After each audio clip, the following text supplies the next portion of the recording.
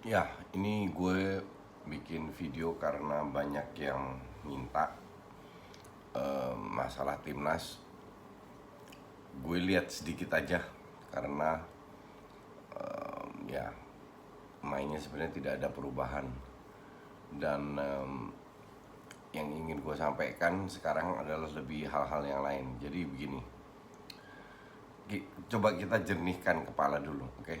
Sebenarnya apa yang terjadi? Baru dua kali dilewatkan lawan Malaysia, lawan Thailand, dan akhirnya kalian harus sadar bahwa tidak semuanya yang kita bahas ini tidak hanya dari sisi skor. Dari sisi skor sangat memalukan. Tapi yang lebih memalukan lagi itu kan dari sisi permainan. Ternyata tidak berubah dari match pertama match kedua, tapi karena memang Thailand lebih jago, makanya lebih di strap langsung lah.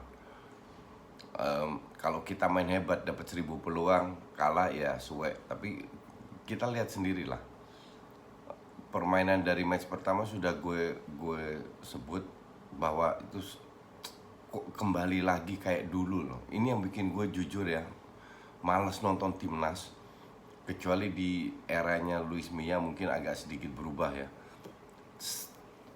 It's always main long ball, long ball, long ball terus. Seakurat apa sih long ball yang dilakukan oleh pemain kita? Oke. Kedua, berapa peluang sih yang kita sering dapat? Dan gue nggak tahu apakah ini strategi yang diterapkan, yang diinginkan oleh pelatih Coach Simon, atau dia merasa bahwa pemainnya tidak bisa bermain atau gimana, gue nggak paham. Karena gue kenal beberapa pemain yang sekarang main di timnas dan mereka itu bisa main. Mereka itu bukan pemain-pemain asalan, mereka itu pemain pro yang punya visi bermain, yang cuman dari kapasitas mereka itu tidak dimanfaatkan. Kalau kita melihat Thailand itu sehebat apa sih? Di Asia juga diobok-obok, Vietnam pun demikian. Tapi at least pada saat mereka kalahnya lawan tim besar, at least Thailand bermain sesuai dengan kapasitas pemainnya gitu. Nggak kayak kita dari dulu selalu bermain long ball, dan fansnya selalu berharap kalau kita akan jadi juara. Ngerti nggak maksud gue? Sementara gue tidak paham apa yang terjadi di dalam, gue nggak bisa ngejudge juga. Tapi gue pertanyakan, apakah Simon ini percaya dengan kapasitas pemain bahwa sebenarnya bisa nggak kita bermain dengan short passes? Kalau ini gue kasih contoh aja. Kalau passing jangka jarak panjang kita nggak sanggup karena akurasi passing kita tidak bagus atau teknik dasar kita tidak bagus, kenapa kita nggak main bola pendek gitu? Membangun serangan dengan bola pendek, karena kita punya kapasitas untuk ke situ. Ngerti nggak? Kalau capek pun gue nggak percaya. Gue tidak begitu percaya kecapean.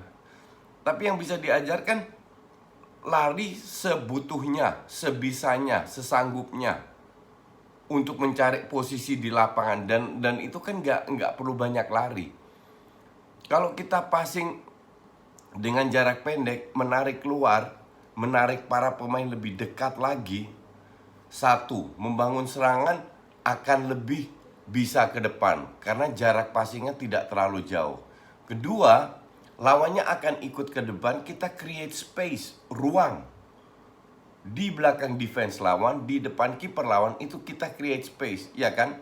Kalau kita merapat kan lawan seenggaknya akan pasti maju dong, pasti ada ruang dong. Nah, justru itu yang kita harus manfaatkan dengan wingback atau winger kita yang punya kecepatan. Kekuatan Indonesia itu di mana sih sebenarnya? Nggak di futsal, nggak di sepak bola. Itu kan di speed, oke? Bukan di shooting. Shootingan kita yang bisa shooting keras nggak banyak, ada tapi nggak banyak, oke? Bola atas mungkin Beto bisa, tapi kan nggak semuanya. Ngerti nggak? Terus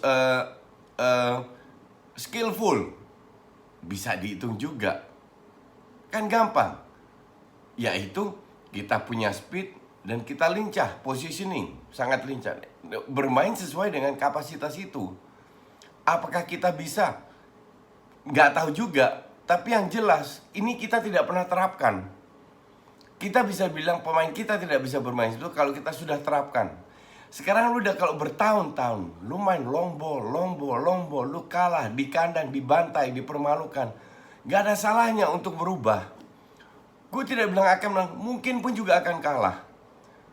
Tapi at least menurut gue peluang akan lebih besar untuk menang daripada long ball, karena kita bermain dengan kapasitas yang kita miliki. Tadi diwawancara sama Indosport.com ditanya, faktor apa sih? Gue tidak tahu apa yang terjadi di dalam. Jadi kita nggak fair juga, termasuk kalian yang nonton, fans tidak fair untuk menjudge apa yang di dalam. Oke? Yang jelas jadwal kompetisi, kalau gue bilang pemain harusnya pada saat mereka gabung ke timnas itu harus diberikan off beberapa, harus lebih fit lah. Terus di klub soal makanan, apakah itu dijaga? Itu tahu kalau di timnas futsal atau di futsal, liga futsal, itu salah satu kendala atlet kita. Makanan seringkali diabaikan, tidak dilihat. Yang penting makan enak, untuk lidah bukan untuk body.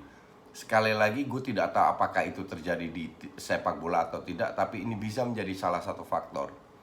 Istirahat cukup untuk recovery. Jadi banyak faktor, belum faktor non teknis. Apa yang terjadi di dalam?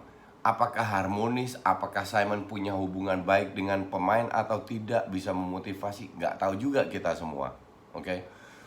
Jadi yang terjadi untuk bisa membuat sebuah tim hebat itu butuh banyak faktor. Oke. Apakah antar pemain ini saling kompak? Nggak tahu juga. Dan itu semua dibutuhkan untuk membuat timnas. Ya salah satu strategi. Strategi itu untuk gue 30-40%. Kalau 50-60%-nya nggak klop, nggak ada motivasi dan lain-lainnya, susah juga menang. Ya. Jadi memang harus berubah. Tapi kan kita sudah lihat juga, dari 5 ketua terakhir deh, berapa kali juara AFF? Nggak pernah. Puluhan pelatih diganti, lokal dan luar, juara AFF? Nggak pernah. Ngerti nggak? Puluhan pengurus, exco dan lain-lain diganti, nggak pernah juara juga. Jadi atas dasar apa kita harus juara gitu loh? Nggak ada dasarnya. Kalian harus bertanya, kenapa kita tidak juara? Sementara faktor yang gue sebut itu selalu diteriakin oleh fans. Ini out, itu out, ini out, nggak juara juga. Ya karena masalah sepak bola Indonesia itu lebih dalam lagi. Sudah gue pernah jelaskan di awal-awal video gue, lu cek deh. Bahwa masalah itu tidak hanya di pembinaan, banyak faktor di infrastruktur pembinaan.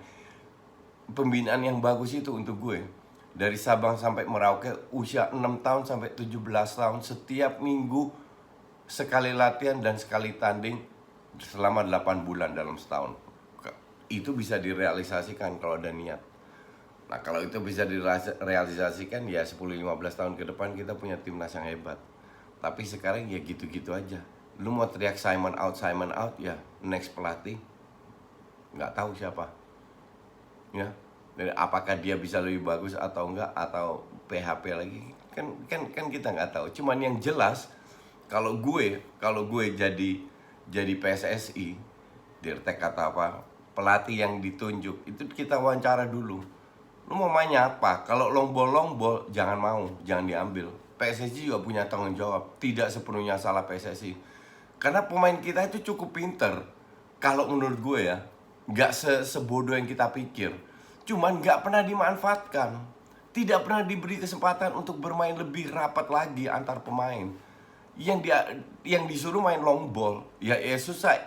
Ibarat gini dah, lu punya chef cook yang jagonya masak, tapi disuruh bertanding untuk jadi pundit bola, kasarnya begitu kan. Nggak bisa juga, ya kan? Hanya karena dia punya nama, enggak. Pemain yang bisa main dia mainkan sesuai dengan strategi atau kapasitas pemain. Nah itu idealnya. Apakah itu bisa tidak? Ini sebenarnya tugas PSSI yang ujung-ujungnya memang PSSI yang bertanggung jawab, karena mereka yang menunjuk pelatih. Oke? Bukan klub dan bukan pemain. Jadi nggak fair juga hanya pemain aja yang disalahkan. In this case, ya mohon maaf, Gue tidak setuju dengan pelatih out, Simon out dan lain-lain. Tapi in this case gue salahkan, ini murni tanggung jawab Simon. Oke, kita ketemu lagi di next video.